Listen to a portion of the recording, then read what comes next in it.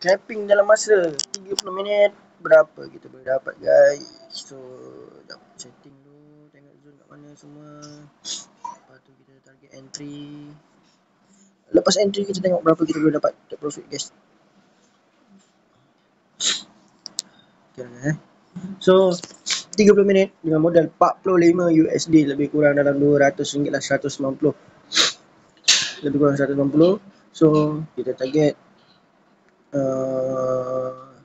dapat grow dalam 60% pun dah okey lah guys. Kita tengok berapa mampu tak mampu.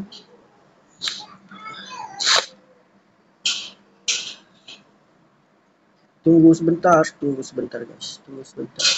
Sekarang gold dekat price yang tertinggi lah harga yang tertinggi. So kat sini kita tak boleh nak entry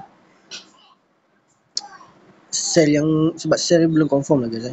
Untuk kita entry sell kita belum confirm sebab price dah dekat atas dah ni. Price dah duduk atas. So kita tunggu lah kat mana kita nak sell, kat mana kita nak buy. Kita tanda je lah zone-zone yang ada.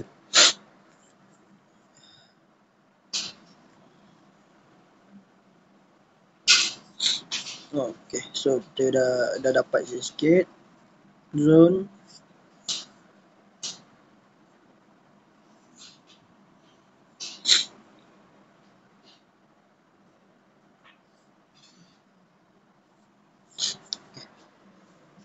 Moga ada manis-manis ni guys. Moga ada manis-manisnya.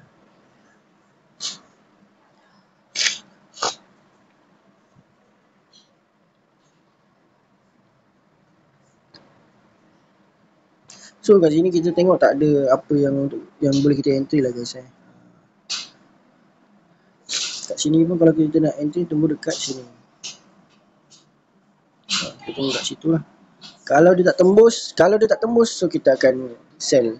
Contoh macam ni kan, dia touch kat tu, kita sell lah dalam beberapa layer. Kita tengok mana kita. So kalau kita confirm, dia just datang untuk ambil order dan buat penurunan. Alhamdulillah lah kalau dia turun terus. So macam ni baru 4 layer. So kita tunggulah. Lagi 1 minit candle baru akan close. Candle baru berbuka. 1 minit lagi M5 akan buka candle baru. Kita harapkan dia pullback semula lah. Dia touch zone merah tu dan dia akan turun semula lah. So kat sini saya akan tambah sikit kemanisan untuk mencari duit, mencari modal untuk beli candle guys. So sekarang floating dalam 5 USD, tak sampai 10 pip lagi. Tak sampai 10 pip. So kita tunggu dulu. Kita tengok macam mana price.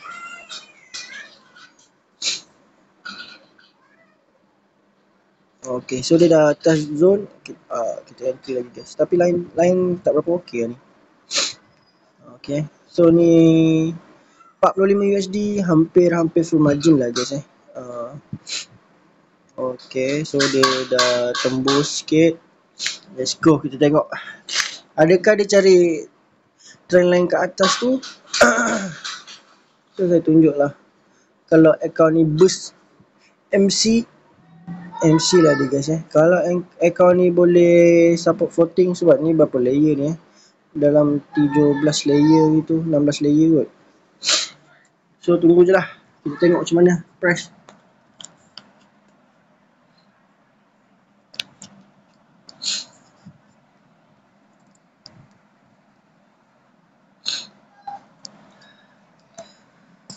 So target TP pertama ada dekat. Kita target TP first dekat sini, second dekat sini, dan jika terus buat penurunan kita akan tunggu kat situ lah. So dia akan main macam ni lah. Dia akan buat macam ni. Itu kalau dia laju lah guys. Kalau dia slow mungkin macam ni dia main dulu. Naik atas balik turun, naik atas balik turun macam tu kan. So kita tunggu je lah.